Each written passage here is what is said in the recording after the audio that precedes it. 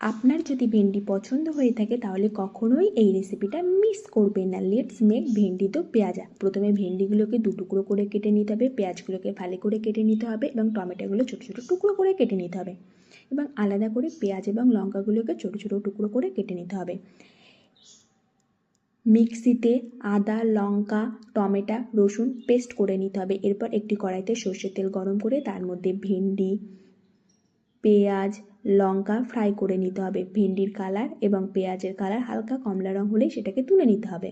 রেসিপির শুরুতেই একটি বোলে হলুদ, লঙ্কা, লবণ, ধনে জল দিয়ে গুলে নিতে হবে। এরপর একটি কড়াইতে আবারও সর্ষের তেল দিয়ে তাতে জিরে এবং কুচনো লঙ্কা এবং পেঁয়াজগুলিকে ফ্রাই করে নিতে হবে। তার মধ্যে যে পেস্টটি রেডি করা ছিল সেটি 7 থেকে 8 মিনিট ফ্রাই করা হয়ে গেলে গুলে রাখা মশলাটি ঢেলে দিতে হবে এবং তার মধ্যে ভেন্ডি এবং পেঁয়াজগুলোকে ঢেলে দিতে হবে।